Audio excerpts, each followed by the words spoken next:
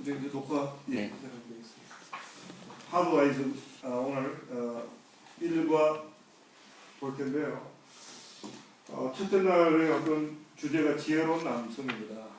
지혜로운 남성. 우리가 좀 인생을 지혜롭게 살아갑니다. 세월이 짧기 때문에 우리가 인생을 막 살면 안 된다는 거예요. 너희가 성령 충만을 받으라. 세월이 약하니라. 세월을 아끼라. 세월이 그렇게 길지 않아요. 우리에게 주어진 시간은 정해져 있습니다.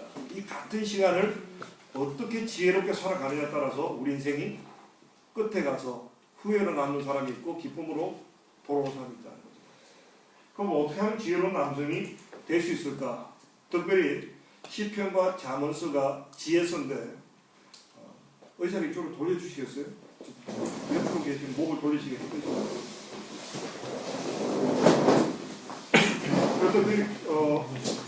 참 이 책이 재밌는 것이요. 시편 1편은 건강한 남성상에 대한 이야기입니다. 그리고 잠언 마지막 31장은 여자, 현숙한 여인에 대한 이야기로 지혜서가 마무리되고 있습니다. 특별히 시편 1편이 결국 경건한 남성, 지혜로운 남성의 어떤 표본이 되고 있다. 그렇게 성경은 말하고 있습니다. 특별히 보면요. 남자들은 특별히 악의 진행 과정, 우리 한번 시간은 없지만 시편 1편을 같이 한번 읽어보도록 하겠습니다.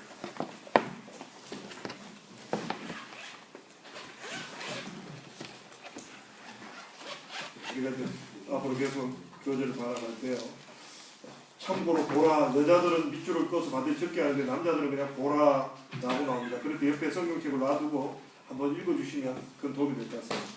자, 시편 1편 한 절씩 교독하도록 하겠습니다. 복 있는 사람은 악인의 꾀를 제가 한 절 읽고 여러분 한 절 읽고 교독하도록 하겠습니다. 복 있는 사람은 악인의 꾀를 쫓지 아니하며 죄인의 길에 서지 아니하며 오만한 자의 자리에 앉지 아니하고 오직 여호와의 율법을 즐거워하며 그 율법을 주야로 묵상하는 자다. 저는 시냇가에 심은 나무와 치즈를 쫓아 과실을 맺으며 그 잎사귀가 마르지 아니함 같으니 그 행사가 다 형통하리로다. 악인들은 쫓지 아니하며 오직 바람에 나는 여호와 같도다. 그러므로 악인이 심판을 견디지 못하며 죄인이 의인의 회중에 들지 못하리로다. 의인들의 길은 여호와께서 인정하시나 악인들의 길은 망하리로다. 특별히 복 있는 사람, 이 경건한 남성의 삶에 대해서 묘사하고 있는 것이 특별히 1절에 보면 악의 진행 과정이 나옵니다. 악인의 꾀를 쫓지 말고 죄인의 길에 서지 말고 오만한 자의 자리에 앉지 마라. 점점 사람은요 악한 생각을 하게 되고 죄를 짓게 되고 뭐 어떡하란 말이냐 하는 오만한 자리까지 가게 되는 것이 죄의 진척 상황이라는 거죠. 그렇게 살면 결국은 멸망하는 인생이 될 것이다. 그래서 그럼 어떻게 살아야 되는가? 하나님의 말씀을 묵상하라. 복 있는 사람은 여호와의 말씀을 묵상하는 자가 되어야 됩니다. 이 묵상이라는 말은요 되새김질이라는 뜻입니다. 소가 보면 생물 시간에 배운 기억이 나시나 모르겠습니다. 위를 두 개의 위를 가지고 있습니다. 그래서 일단은 그 한 위를 채웁니다. 채워놨다가 4개가 있잖아요. 4개가 있습니다. 생물 시간 배운 오래돼서 하여튼 적어도 이 저장용 위가 있고 그러면 일단은 그 위를 채워놨다가 나중에 또 이제 거집어 올려내가지고 씹어서 다시 넘기죠. 이게 되새김질입니다. 그러니까 하나님의 말씀은 항상 그렇게 봐야 한다. 그러니까 틈이 날 때마다 하나님의 말씀을 한번 듣고 끝내는 것이 아니라 운전하다가도 뭐 어떤 사물을 바라보다가도 끊임없이 말씀을 끄집어내서 자꾸 묵상하는 하나님의 말씀대로 살아가는 게 무엇일까? 이것을 끊임없이 묵상해 나가는 삶을 살아가야 복된 삶을 살아갈 수 있다. 그리고 보면 시냇가에 심은 나무라는 게 나옵니다. 시냇가에 심은 나무가 복이 있다. 저는 시냇가에 심은 나무가 같다는 거예요. 시냇가에 심은 나무가 특별히 이제 스페인 쪽만 가봐도 사막 지역이 펼쳐집니다. 이 사막 지역에 어떤 나무들이 자라지 않는 곳에서 나무들이 무성한 사막에서도 나무가 무성한 곳은 어디입니까? 오아시스죠. 물이 있는 곳에는 나무가 자라게 되어 있습니다. 항상 이 말씀이 있는 곳에는 어떤 그 생명이 어떤 우리의 어떤 삶이 펼쳐지게 됩니다. 이것이 결국 우리 파더 와이즈의 전체적인 주제입니다. 결국은 우리가 인생을 꽃피우는 인생을 살기 위해서는 끊임없이 하나님의 말씀을 묵상하고 하나님의 말씀에서 물을 끌어와야 풍성한 인생을 살아갈 수 있다. 이것이 지금 1과에서 다뤄지는 부분인데 지혜에 대한 탐구인데 첫째 날 우리가 읽을 내용의 요약입니다. 그래서 둘째 날에 들어가 보시면 우리가 어떤 인생이 올바른 인생인가에 대해서 설명하려면 뚜렷한 근거가 필요합니다. 누가 잘 살았다더라. 그렇게 해서 누가 잘 됐다더라. 그래야 그게 올바른 거죠. 그래서 보면 충고를 듣는데 누가 충고하느냐. 뭐 자기 인생도 제대로 못 살아가는 사람이 충고한다고 해서 그게 인생에 도움이 안 된다는 거죠. 결국 보면 특별히 파더링을 위한 학교는 우리 인생 사회 가운데 없다는 거죠. 아버지가 되면 장가 결혼할 때까지는 사람들이 축하해 주는데 그 다음에 그냥 던져놔버려요. 거예요. 네가 알아서 하라는 거죠. 하다못해 우리가 군대를 가도 사수가 있잖아요. 사수가 조수를 가르치고 조수가 배워서 사수가 되는 거죠. 그런데 우리 인생에 있어서는 파더가 되는 데 있어서는 아무도 우리를 가르칠 사람이 없어요. 그냥 우리가 어깨너머로 본 아버지, 어깨너머로 본 아저씨 정도밖에는 우리가 사실 본 게 없어요. 그래서 보면 나이가 들면 어떡합니까? 결국 부모님을 따라가든지 아니면 드라마를 열심히 봐요. 드라마 주인공에 내가 들어가서 그 아버지가 됐고 그 어머니가 됐고. 그래서 그 한국의 그 부모님들이 가장 중요한 시간이 KBS 드라마 8시 반 드라마. 9시에 뉴스를 봐야 돼서 8시 반은 꼭 가족 드라마가 나오는데 그 아버지 어머니들이 그걸 보면서 모델로 삼고 있다는 거죠. 아, 아버지가 저렇게 해야 되는구나. 어머니가 저렇게 해야 되는구나. 드라마를 통해서 보고 있는데 젊은 층들은 그런 드라마 8시 반 드라마 안 봐요. 요즘 밀회라는 드라마가 나와요. 김희애 씨가 젊은 애랑 이렇게 바람나는 이야기가 나오는데 그런 게 요즘 인기가 있어요. 여자들은 그런 거 환호한다는 거죠. 뭐 거의 한 10몇 살 차이 나는 애를, 그러니까 애와 이렇게 사랑을 느끼게 되고 뭐 남편과 이혼하게 되는 뭐 그런 드라마. 그런 게 열광하게 돼요. 근데 우리가 거기에서 우리가 정보를 얻는 드라마를 통해서 얻는 정보는 믿을 수 없는 겁니다. 그건 극작가의 어떤 사상이 들어가는 거죠. 우리가 그걸 본받다가 인생을 망칠 때 아무도 책임져 주지 않는다는 거죠. 너 왜 그렇게 살았냐? 드라마 보니까 그렇게 합니다. 그런다고 해서 누가 책임져 주지는 않는다. 결국 우리가 성경을 통해서 결국 지혜 있는 자의 지혜를 들어야 된다는 거죠. 그럼 결국 지혜 있는 사람이 누굽니까? 솔로몬입니다. 이거는 전 세계 모든 사람이 인정하는 사람이 솔로몬입니다. 그 솔로몬이 쓴 책이 바로 잠언입니다. 그래서 우리는 적어도 권위 있는 책을 통해서 권위 있는 사람을 통해서 도전을 받아야 우리는 올바른 길을 선택할 수 있다. 이것이 2과 내용이고요. 3일째에 들어가면 그 지혜라는 게 도대체 뭐냐 하는 거죠. 도대체 지혜가 뭐냐. 그래서 어떤 분은 책을 열심히 읽습니다. 굉장히 많은 정보량을 가지고 있습니다. 이건 지혜다. 아니요. 성경에 말하는 지혜는 그게 아니라는 거죠. 특별히 보면 히브리 말로 하캄이라는 단어, 호크마라는 단어가 지혜라는 단어입니다. 그 실제로 보면 그렇습니다. 각 나라 언어에 보면요. 중요하게 생각하는 단어일수록 여러 가지가 나와요. 특별히 히브리 말을 보면 헬라어로 봐도 그렇고 사랑이라는 단어, 헬라어로 보면 사랑이라는 단어가 여러 개 나온다. 우리는 이미 알고 있죠. 아가페적인 사랑이 있고 에로스적인 사랑이 있고 뭐 필로소피적인 사랑이 있다. 근데 우리나라 말로 번역할 게 하나밖에 없어요. 사랑밖에 없어요. 그냥 형제 사랑, 뭐 연인 사랑. 왜냐면 우리나라 사람은 그만큼 사랑에 대해서 둔감하다는 거죠. 근데 우리나라 사람이 어디에 민감합니까? 색깔에 굉장히 민감해요. 영어로 번역하려면 번역할 수가 없어요. 프로딩딩하다, 뭐 프로스럼하다, 프로쭉쭉하다. 이거 번역 안 되는 단어예요. 그러니까 각 나라마다 사용하는 언어가 보면 많이 사용하는 단어가 발달한다는 거죠. 근데 보면 지혜라는 말도 우리는 지혜라는 말이 그냥 한마디밖에 없어요. 근데 이브리 말로 보면 하캄이라는 말도 있고 호크마라는 말도 있고 그래서 여러 단어를 그걸 전체를 통해서 지혜라고 쓰는 거예요. 이 하캄이라는 단어는요. 영어로 보면 스킬풀하다는 말이에요. 숙달되었다는 거예요. 지혜라는 것은 그냥 여기 정보량이 있는 것이 아니라 실제적으로 어떤 일을 할 때 왜 숙달된 조교라는 표현을 쓰잖아요. 아주 숙달되어서 잘하는 사람. 이게 지혜라는 거예요. 숙달되어진 것이 지혜라는 거예요. 그리고 호크마라는 것은 분별력입니다. 무엇이 옳으냐, 무엇이 그러냐를 분별할 수 있는, 옳고 그름을 분별할 수 있는 분별력이 호크마입니다. 이것을 지혜라는 거죠. 이 지혜라는 단어 속에는 여러 가지가 들어가 있습니다. 어떤 일을 아주 숙달되게 잘해서 그 숙달된 것을 자녀에게 넘겨주는 거죠. 그리고 올바로 분별하는 법을, 그리고 무엇이 옳고 그름에 대해서 가르칠 줄 아는, 이게 지혜라는 거죠. 특별히 남자들에게 이 지혜가 참 필요하다. 그래서 특별히 지혜는 금과 은보다 보석보다도 더 중요하다. 그리고 생명나무에 비교된다. 이만큼 지혜는 소중하다는 거죠. 나무의 특징은 뭡니까? 나무는 뻗어가는 겁니다.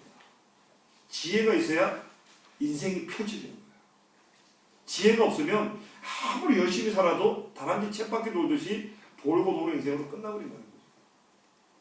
그야말로 나무처럼 뻗어나가야 됩니다. 어떤 내가 올바른 지혜를 가지고 있으면 거기서부터 뻗어나가기 시작하는 거예요. 뿐만 아니라 지혜로운 인생을 살고 그 지혜를 자녀에게 넘겨주면 자녀들이 더 뻗어나가는 거죠. 그야말로 점점 더 뻗어나가는 인생을 살아가는 것, 그 원류가 지혜라는 거예요. 이것이 3일째 우리가 볼 내용의 핵심 내용이고요. 자, 그리고 보면 이 지혜가 외치고 있다. 오늘 우리가 이렇게 모이고 이 관심을 가지고 모인 주제가 지혜로운 아버지입니다. 우리는 지혜로운 아버지, 뭔가 지혜로운 아버지가 되고 싶은 열망이 있어요. 그리고 우리 지혜로운 아버지가 돼야 됩니다. 그래서 성경을 보면요, 지혜를 멸시하면은 재앙이 폭풍처럼 임한다는 거죠. 이게 성경 주제입니다. 너희가 지혜를 얻어야 한다. 너희가 인생을 막 살아서는 안 된다는 거죠. 그리고 우리에게 소망을 주는 말씀이요, 고린도전서 1장 20절에서 31절인데 여기 보면요, 결국 주제가 그겁니다. 하나님은 어리석고 약한 자를 통해서 강한 자를 부끄럽게 하신다. 이게 하나님의 지혜라는 겁니다.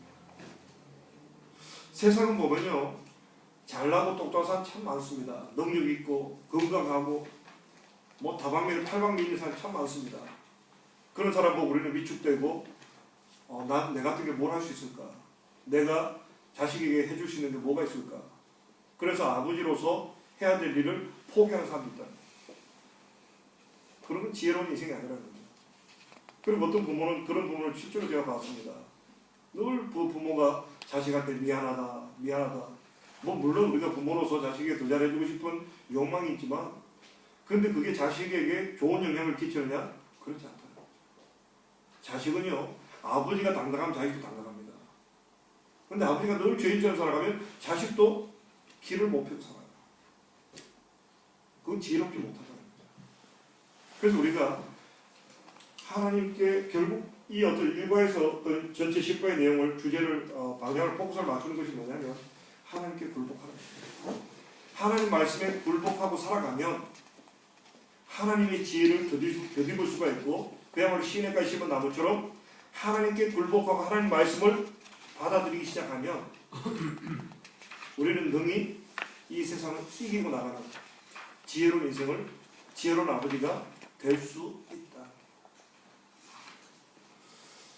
자, 이것이 4일째 내용이고요. 5일째 내용은요, 그 지혜를 얻는 법입니다. 지혜를 얻는 법은 뭐냐? 가서 무엇을 얻으라는 겁니다. 쉽게 말해서 시간을 투자하는 겁니다. 뭔가 우리가 기술을 배우고 싶고 우리가 뭔가를 하고 싶다 할 때 시간을 투자해야 됩니다. 재물을 투자해야 됩니다. 그래야 얻을 수 있는 거예요. 그냥 얻고 싶다 마음속으로만 가지고 있는다고 해서 무엇이 내 것이 아니다는 거죠. 우리는 적어도 내가 뭔가 멋진 몸매를 가지고 싶다. 그러면 운동에다 시간을 투자하고 짐을 끊든지 해서 노력을 해야 되는 거예요. 아무 생각 없이 그냥 막연히 그냥 어때가 되겠지. 그렇게 되지 않다는 거죠. 우리가 지혜도 마찬가지라는 겁니다. 지혜도 보면 너희가 가서 그것을 얻으라는 거예요. 쟁취해야 된다는 거죠. 지혜롭게 살기 위해서 지혜를 배우는데 시간을 투자해야 된다. 그래서 적어도 우리가 앞으로 10주 동안 하루에 적어도 10분 이상 시간을 투자해서 여기 참 좋은 내용이 많습니다. 엑스트라 내용도 많습니다. 애를 때려야 되나 말아야 되나. 어떤 때 안식일을 어떻게 하면 가족들이 그것까지 지킬 수 있을까.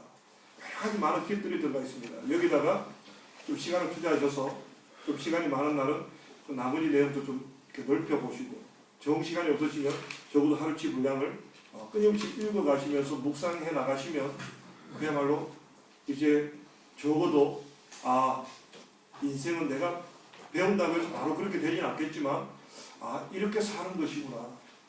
이렇게 살면 적어도 답이 있구나. 답을 아는 인생과 답을 알지 못한 인생은 다른 거죠. 답을 알면 내가 지금 잘못 가고 있구나, 바로 가야겠구나 하는 방향이 생기지만 답이 없으면 열심히 사는데 아무리 살아도 인생의 문제가 풀리지 않아요. 그래서 결국 하나님께서 우리 인간을 만드시고 나서요, 그냥 우리를 내버려 두신 것이 아니라 우리에게 주신 가장 좋은 선물은 이 성경입니다. 성경을 우리에게 주셔가지고 참으로 우리가 어떻게 살아야 되는지를 하나님께서 우리에게 가르치십니다.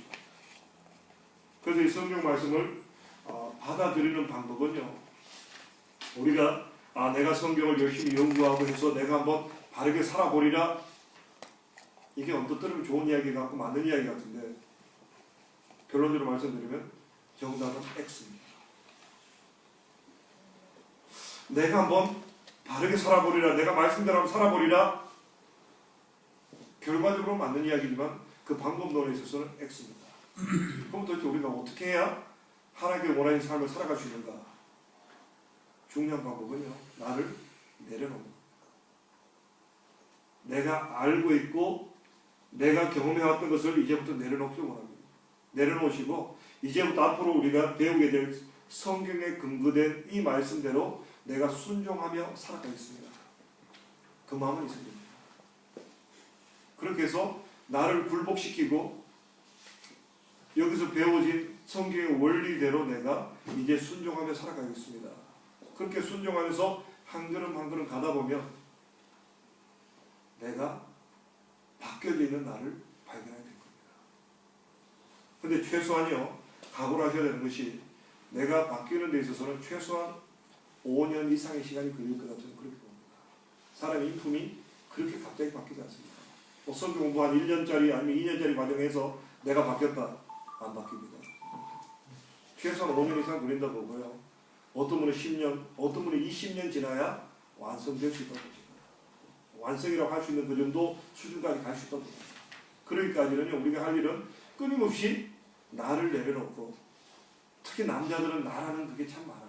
우리 한국 문화가 좀 남성 중심적이고 나라는 문화를 너무 강조하다 보니까 철두철미하게 이제는 내가 나를 비우고 주님이 말씀하신 대로 내가 한번 살아보겠습니다. 내 마음대로 살아가면 반드시 실패하니까 내가 이제 주님 말씀에 뿌리를 내리고 주님 말씀에서 새로운 영양분을 빨아들이고 수분을 빨아들여서 내가 이제 하나님 말씀대로 한번 새로운 인생을 살아보겠습니다. 그런 마음으로 우리가 이 책을 읽으시고 기도하시고 또 앞으로 끊임없이 우리가 순종의 훈련을 해나가시면 참으로 후회 없는, 내 스스로도 후회가 없고 아내에게 존경받고 자식에게 참으로 믿음직스러운 아버지로서 인생을 살아갈 때 꼭 필요한 존재로서 살아가는 영광스러운 삶이 우리를 기다리고 있을 것입니다. 우리 모두가 그런 모습으로 세워지기를 간절히 축원합니다. 아멘. 우리 기도드리겠습니다.